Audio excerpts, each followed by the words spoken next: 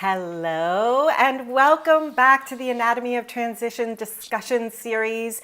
These 8 conversations serve as a companion to my recent writing on the realities of life's big changes, those seasons where we may be functional on the outside but struggling within. They happen throughout our lives. I'm Andrea Nakayama, functional medicine nutritionist, narrative medicine practitioner, and explorer of the intersections between our stories, our bodies, our everyday skills, and society at large. And over 4 days here, we are traversing the biology and the human experience of the in-between. And this morning, I'm delighted to introduce you to Yael Joffe. Yael Joffe, PhD, RD, is a nutrigeneticist, nutrition scientist, and educator with over 2 decades of experience in nutrigenomics, personalized nutrition, and translational science. She holds a PhD in nutrigenomics and has worked at the intersection of research, clinical application, and practitioner education with a focus on translating complex biological data into clinically meaningful tools. Formerly founder and chief scientific officer of 3x4 Genetics, Yael now works as an independent consultant, speaker, and advisor, lucky for us, supporting clinicians and health organizations with scientific reporting, education systems, and implementation strategies that improve practitioner confidence and health outcomes. Yael, a woman after my own heart, welcome. I'm so excited to be in discussion with you about transition. Thank you so much, Andrea. I am super excited to be here to talk about something that isn't genetics. So that's pretty exciting for me. I know I've been thinking about this a lot since my first conversations yesterday and thinking about how transition is kind of this hidden topic, but it's so often overlooked in our own lives and in our clinical work. And yet it's such a huge fabric of what we're always going through and needs more time and attention. It's really about how, as humans, we matter. And so, Yael, I'm wondering, I kind of have this master question that I'm asking everybody. And I'm wondering if you can share where, if there is a place in your own body where kind of the notion of transition shows up before you have logical words for it. Oh, yes, absolutely. I mean, I'm not sure at the time I was as aware of it as I am now in retrospect. But it's for me, it's always the gut. It's always the stomach. And it's not like a dysbiotic stomach. It's more like a stress, like a tension, like a contraction of the stomach muscles that kind of carries with me through the day and even through the night. And I had it for such a long time and I didn't actually understand it. I wasn't paying attention. Of course, now I'm in retrospect, we understand what was happening, but that's where I carry that kind of transitional tension in my body. It's such a good point, and you're not the only person to have mentioned the gut. Our friend Dr. Patrick Hanaway also talked about that gut rumble. And if you're here with us live and you have a place in your body that you want to put in the comments or just even put your hand on your body, I think, Yael, for me, just even recognizing where that place is and what that feeling is now when we can think about it in retrospect is a good signal for us when we're going forward of like, wait a minute, there's something I need to pay attention to here. And it's sometimes the gut, it's sometimes the heart, it's sometimes a symptom that shows up over and over again. And I feel like the more we're in tune, the more we can kind of preempt some of the jostling that happens with transitions in our lives. I mean, absolutely. I think the interesting thing about transition is, and I can only speak for myself, is that I didn't know I was in it until much, much later. Like I didn't understand what was happening to me. I mean, I had the, as I say, a tight gut. I had a disquiet. Um, which is probably the best word for what I was going through. But I don't, and I don't know if this is true of everyone, but I really didn't appreciate what I was going through until months later when I realized what all that kind of disquiet had been leading up to. That's such a good word, disquiet. And I think we always say trust your gut, but it's so interesting how long it takes us to say, like, wait a minute, something isn't right here, or this isn't a safe situation, or I'm at odds here. But to be able to actually tune in and listen, I don't know if it softens the transition. I don't know if tuning in earlier would soften it, but I feel like we maybe would have peace versus surprise. I think one of the hardest things about transition is when it's kind of, it feels like it's imposed on us, and we're then in it alone without the understanding of what a huge internal disrupt it is. Yeah. I mean, look, I think everyone's journey is different in transition, and you're interviewing such incredible people. I'm sure we've all got different journeys. And it's always interesting. I mean, it's always interesting to look back and say, how much did I choose? Did I really choose? I mean, I think for me, that's been the interesting conversation is, did I really have any choice in choosing to change the things I changed? And or was that just really a journey? And I think the somatic experience is important, the connection with the body, but actually there's an to me there's an inevitability to transition. And I agree with you. I think if I could have maybe appreciated what I was going through and connected with those changes in my body, I might have surrendered a little bit sooner and allowed the process, trusted the process more, instead of being probably more stressed out by the process and the transition. But now I appreciate the messages my body was giving me, but also that I was going through.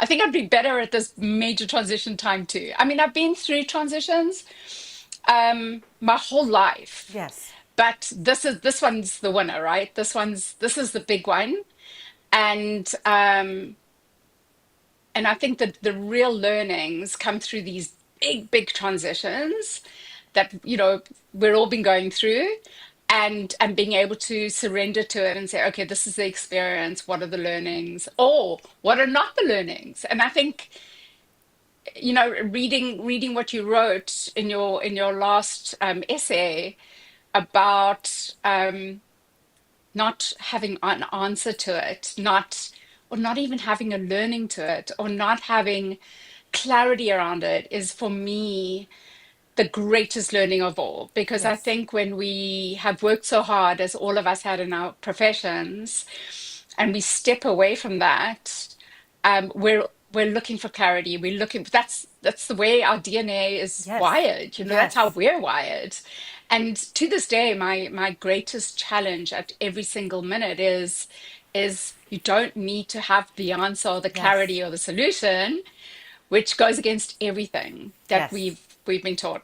Yes, and in so many ways, I mean, you and I are both going through major role and, career transitions at the moment, but it almost doesn't matter what the Yeah. transition is. I just want to hold that space for people that transition can be a diagnosis, it could be the end of a relationship, it can be our kids leaving home, it can be our kids moving out of the country, it can be us moving out of the country, it can be a parent dying. There's so many things that we're experiencing, and I think that what you're talking about is also something when you said, like, it's not the genes, like, it does impact our epigenetic terrain. We're It in does. a, like, disrupt, right? Like, there's something that's changing, whether it's opportunity or not, or it's the unknown. I think the recognition as we're holding ourselves through transition, as we may be holding others through transition, is that it all matters. And holding ourselves through the reality of, like, I don't know what the answer is, and this is uncomfortable. And being able to speak that is what makes it all matter instead of putting it into the box of, oh, now on to the next thing. I could not agree with you more. I mean, this conversation is so important because I think that transition is going to happen to all of us. And you're right. It doesn't matter if it's a work professional role. We've all experienced this in such fundamental ways, and no one is having the conversation about this in-between space, about this kind of chrysalis phase of I actually have no clarity. I actually do not know. I do not have answers, and it's okay. It's okay to just be here and to just be in this I call it the empty space, and it's probably not very empty, but the idea is to be able to exist in this empty space, to allow for what comes up and not try to put tags in it or solutions on it. And again, this is we from when we are children, we're taught to find solutions. Yes, And especially when we've had like these very serious professional roles, yes, we are problem solvers. I am a doer, not a beer, you know. yes, And so for me, to just be in the space has been probably some of the hardest thing I've ever done, but also the greatest growth yes. because I didn't fall into the default of I'm going to find a solution for this, I'm going to fix it.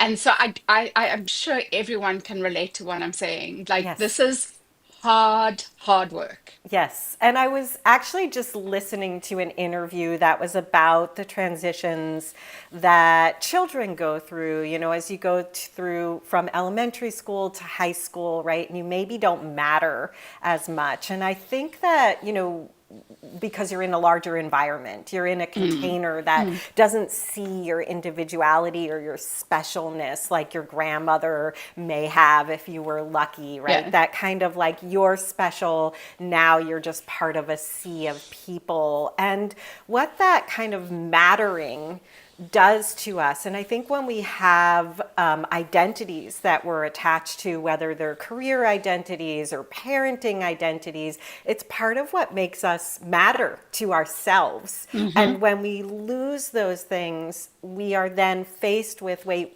where do I matter? And how do I quickly solve that? And to the point of what you're talking about, Yael, it's sitting in the discomfort of, I don't actually know. And I matter enough to myself to sit in this unknowing and allow it to germinate and be uncomfortable. And like you said, I mean, especially in clinical care, we want an answer. We want to put an Hmm. answer on everything. Yeah, absolutely. And I think it's almost existential in a way because what you're doing is you're saying, well, these are the layers and the identities and the roles that I've built myself, either as a mother, as a sister, as a child, as in our professional. Um, and when we strip that away, we're always faced with the question of, but who am I? Yes. And that is, and I think it happens. It's more likely to happen, well, for me in these later years than perhaps it did in my. So I had major transitions in my teens, in my 20s, in my 30s, but I think when it happens later in life, you really face up to this kind of, but who am I if I'm not Yes. that? Yes. And I think that's why this transition phase is so brilliant, but also so incredibly difficult to say, like, I'm just going to take away these layers Yes. of how I'm identified and known to myself and to the world, and Yes. then what is left, And so I can't imagine that there's anyone who hasn't had this experience, but we haven't had the conversation. And that's why Yes. your conversation is so important because it's acknowledging what we're going through and saying it's okay. Yes. It's okay. Look, it's not easy to surrender to it, but you're not alone. This is part of growth and aging and human growth and being a human, and you're not alone. And this is the process of life. I mean, this is what it means to be human. Yeah, and that's so interesting to me, especially as we age, because we do lose certain roles and we lose certain positions because of how society is structured. And the piece I gave you to read was the final piece, which was on Mm, provisional states. And when I wrote that piece, I was not only, to your point, recognizing myself and what I'm trying on, but recognizing my son, who's 25, and right. being able to appreciate that one moment I may hear him say one thing and the next moment say something else. And instead of holding, staying in Japan, are you starting a business or are you going to graduate school? Are you putting things on your wall because you're staying, or are you not putting things on your wall? And Yeah. just especially because he's been such a follow, he's kind of gone to the 4 years of school. He hasn't, he's done those things, taken the SATs, that allowing him to be in provisional Yeah. states because I'm recognizing my own provisional states. And for clarity, what I mean by provisional states, for those who haven't read the piece, the eighth piece in this series, it's trying on these different realities. It's going to a painting class, it's writing a series, it's trying a live stream, discussion series. It's trying on these different states to say, is that my mother? Is that my mother? Does this fit? Yeah. So, Yeah. how has And I that think landed for you? I think it lands really well, and I think this is what we need to give ourselves permission to do, is not to find the answer or the clarity, but to try on these kind of draft states, these little interim things, and go, this is interesting. I've never thought of myself as an artist or a dancer or a writer or a stay-at-home mother or a baker or whatever it may be. And most of us, we've been working so hard for so long that we never, whether it's parenting, work, it doesn't matter what it's been, we never put our head up and go, imagine if I tried on something different. And I think the other thing that happens with aging, and the work, I call it the work, is the authenticity of the feeling. So I try something and I know in my body, again, that kind of somatic feeling of how comfortable, authentic it feels to me. And I'm like, okay, so maybe I'm really don't want to stand in the kitchen and bake all day. This is really doesn't work for me. But hey, that was a fun couple of weeks, and I'm moving on. And I think when we can connect, when we can be brave enough to try these different provisional states on, without knowing that it has to be our future, which is Right. wonderful. And then having the authenticity and the kind of connection with that body experience to say, maybe not. Moving on. And what else can I try? And what a brilliant opportunity of experience to not feel attached that I have to solve it and I'm going to be a baker or an artist or a dancer the rest of my life, but actually I get to play. Yes. And and I'm not saying it's easy because it has not been easy and it will not be easy. It'll continue to not be easy. But if we can find these provisional states of play and different roles and different identities, and if it's 3 hours or if it's 3 months or 3 years, like what a gift for us to be able to have this draft of something else, and maybe something sticks, maybe it doesn't, maybe it's just a life process, but giving us permission to take on different roles is the greatest gift, in my opinion, Yes. that we can give ourselves.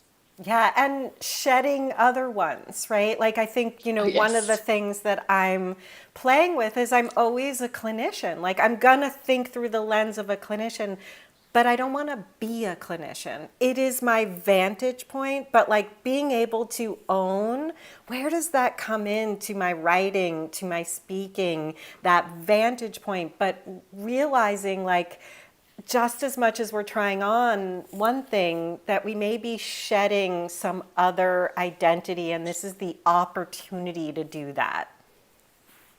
Yeah, and that's tough, right? Because that clinician scientist is our default. And Yes, our brain has been working that way for decades. So yes, one of my great challenges is to shed the clinician scientist, because the scientist for me is a way of thinking and also a way of finding truth.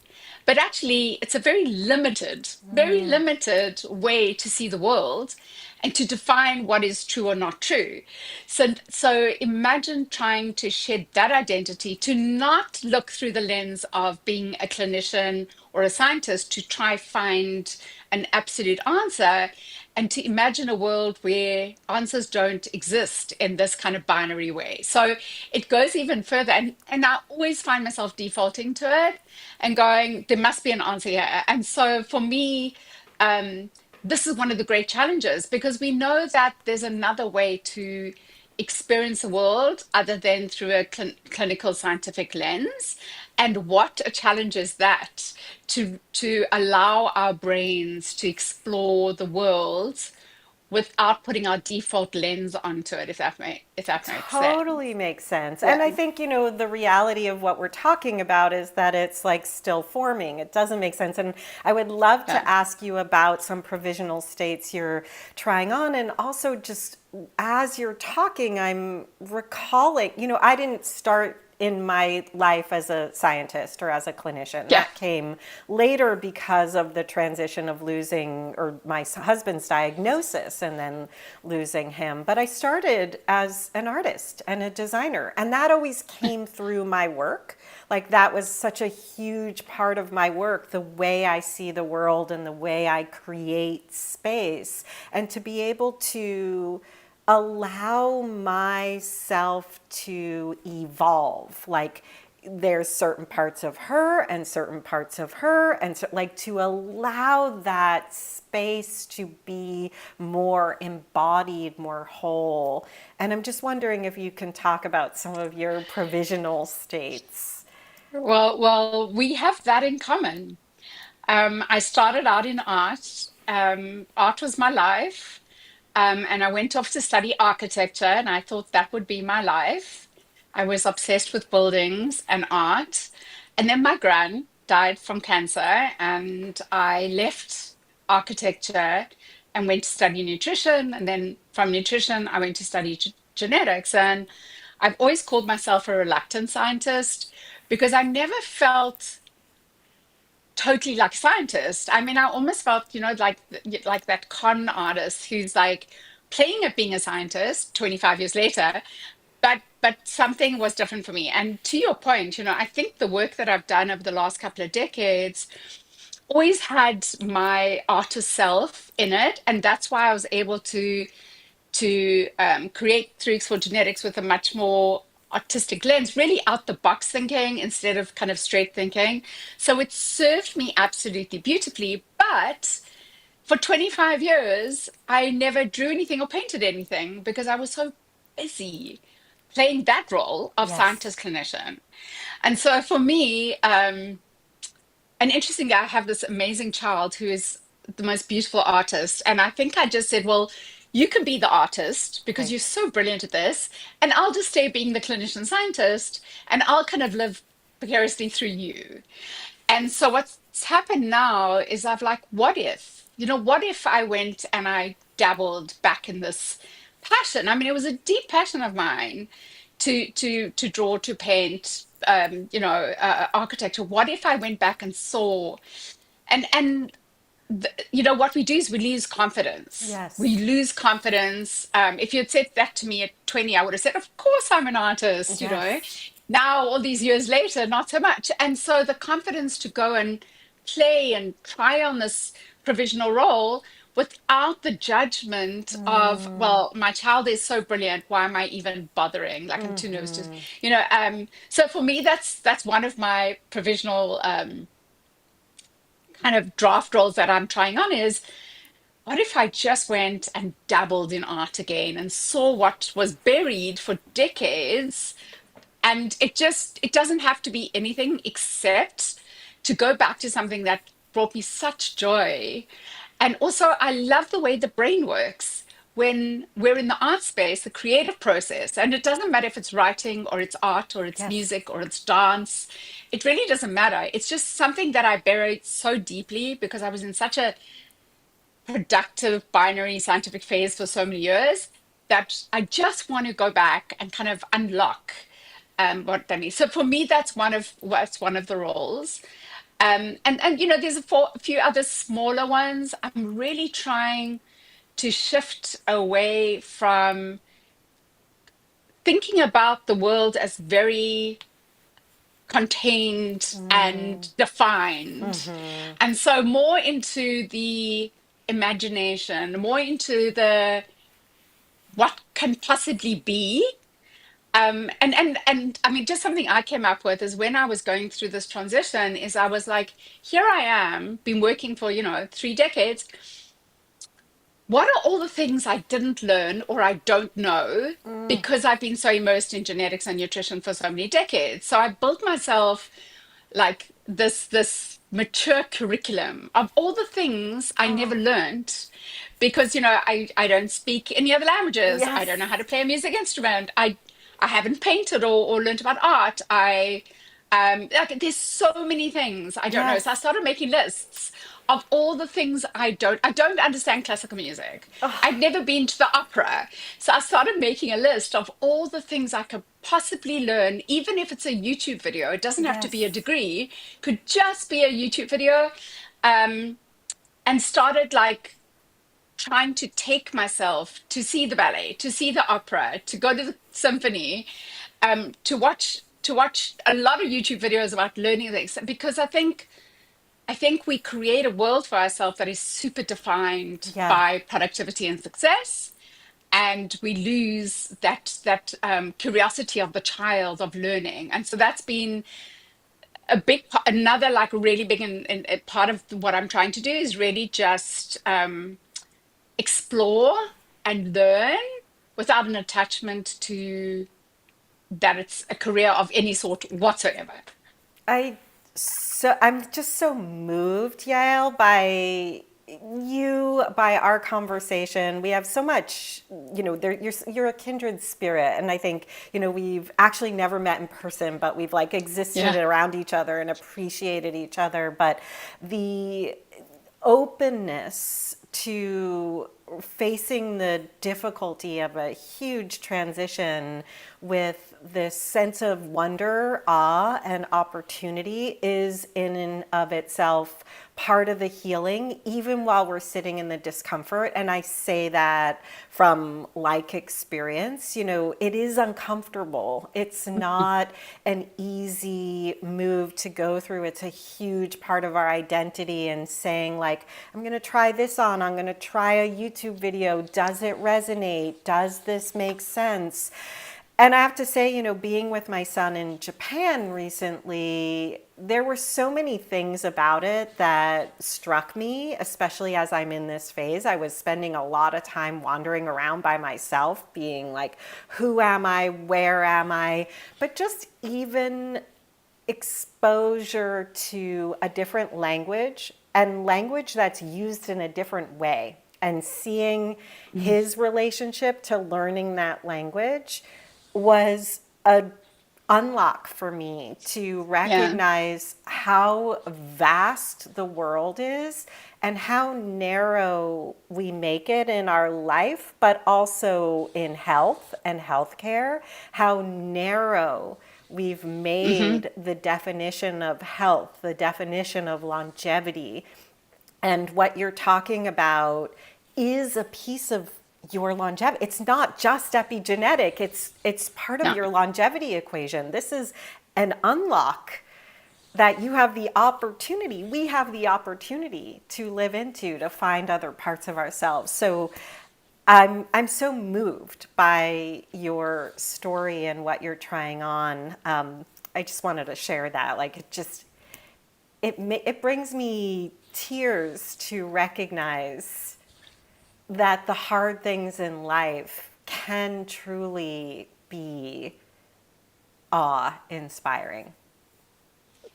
Yeah, I do also want to just say, I mean, it's always so good to talk about the awe-inspiring delight, the trying on the world, but I also just want to acknowledge how difficult it actually Yes, is. Because I think yes. I've been extremely positive, and there is a lot of it, but there is a lot of Pain. I can't get out of bed today. Yes. And I want to acknowledge that how many times I've woken up in the morning and gone, I have no purpose, I have no clarity, I have no idea who I am. Yes. Um, and I actually just want to put the duvet over my head and stay up the rest of the day. And there is Yes. a lot of that. So I know Yes. that hasn't come through up until now because of all the exciting stuff that I'm kind of trying on. But actually, the majority of it is despair. Yes. It's despair. That's Yes. the only word to use for it, you know, that of who am I? I have no idea. Yes. And I have spent my entire life having purpose, my entire life. I am Yes. someone who had purpose from 5 years old. Yep. And every day of my life, I knew that I would achieve something on that day, whether it was schoolwork or sport or making a new friend. Then it was college. Then it was starting companies. Then it was Yes. making companies. And so to wake up in the morning and have none of that is paralyzing. Yes.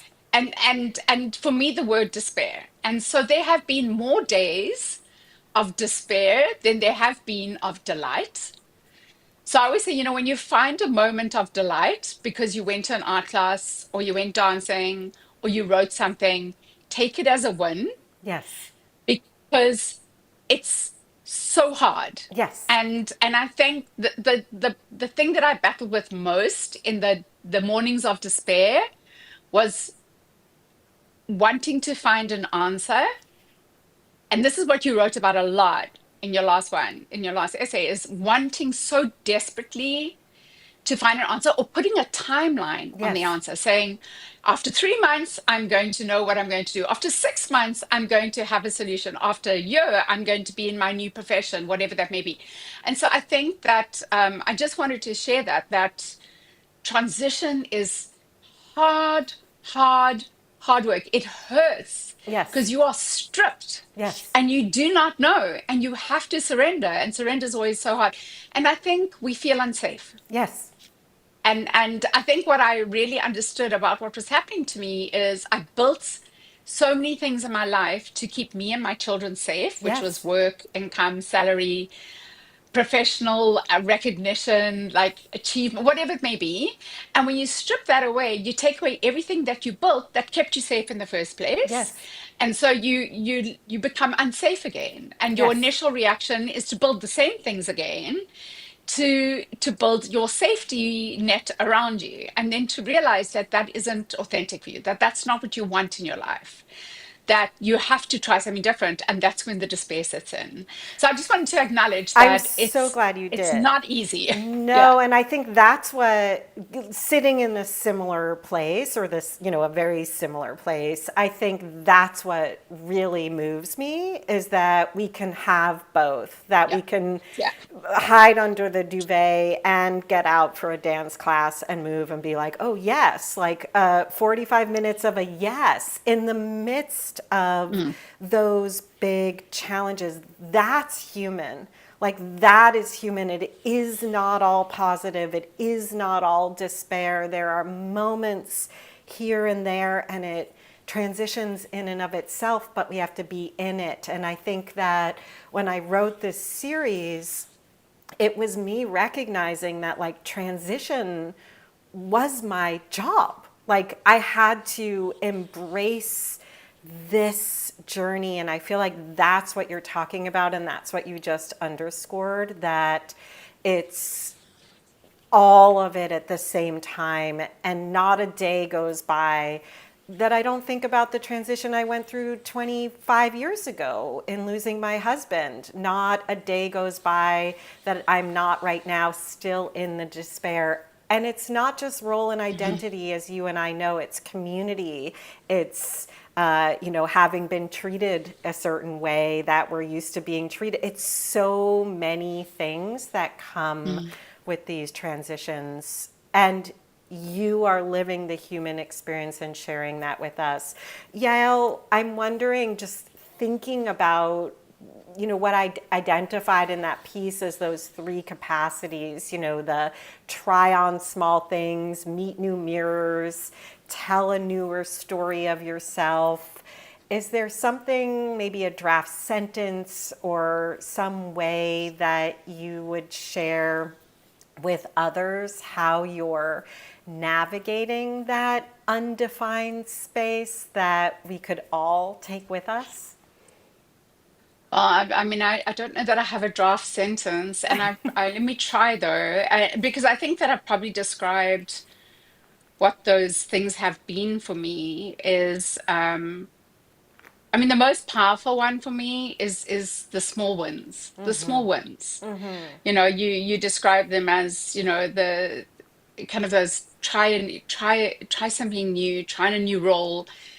Um, I think that I think it's very hard to to create the story first and then the experience. So I've kind of gone the other direction. So for me, I'm trying the experience, and the experience will give me the information of what a different role, a different story, a different mirror can be, rather than the academics of, oh, I'm going to be X, Y, and Z, and Right. then trying to put that out into the world. I'm like, I'm just going to have the experience and trusting the process of living the experience, no matter if it's an hour or a week or a month. Um, and then being curious to discover what that experience may have been. For me, that's my best process, because I realized when I was trying to force it by creating something that I thought I needed to be, nothing happened and the despair just increased. So Yes. for me, it's experiential. That's and being curious to see what comes out of it, rather than trying to define what those roles or stories or mirrors may be, and then trying to manifest them. So I've kind of gone the other direction. So that's I just love that. my recommendation. Yeah. Yeah, and I think my takeaways, Yael, from the stories you shared, I mean, one of them is going back to the things that lit us up earlier in life. You know, I always think like as we age, if we don't know like where's my passion, can we go back to who we were as girls and Mhm. where we were in our flow state as young girls, and is there something there that gives us a clue, which I think you've done. But I also love your list. Like, let me just write down like what are all the things that have come to me that I haven't done in life that have made me curious or that have come up. And it doesn't mean you have to attack them all, but you Mhm. might be like, let me see, if I go to the opera, what does that feel like? Yeah. So I think those are two methods. One is like going back, like who am I? What who was I? Who have I been? And what sparks interest in me? And like what's just been in my ecosystem of thought? And I wouldn't have thought like learning Japanese would be one of mine, but like I'm intrigued by the Absolutely.